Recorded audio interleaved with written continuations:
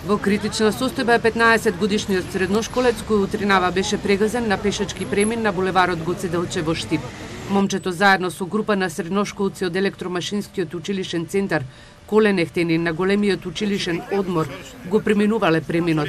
Возилата од десната страна стоеле, но од левата коловозна лента 68-годишниот БМ од Кочани, кој управувал со возилото Volkswagen Polo, со штипски таблички не застанал и продолжил да го влече неколку метри по булеварот. Потресна беше сликата утринава пред ова училиште. Во незгодата, пешакот се здобил со повреди и со возило на брзата помош Штип е пренесен во клиничката болница во Штип. Од болницата велат дека момчето е во критична состојба, извршени му се 2 операции на главата од страна на неврохирург. Директорот на училиштето Дејан Павлов забележува дека и покрај поставените знаци и пешачки премин, степак на овој булевар се вози брзо, а од почетокот на годината досега се случиле 3 несреќи со последици. Не е прв пат да се случи еден ваков немил настан за време на големиот одмор во нашето училиште.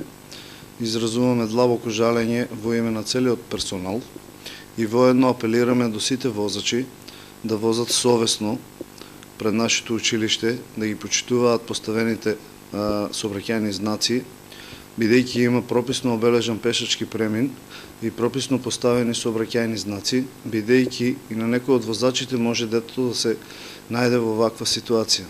Училиштето има доставено барање за постојување на лежички полицаец, но според Павлов најсоодветно решение за безбедноста на учениците е изградба на пешачки мост.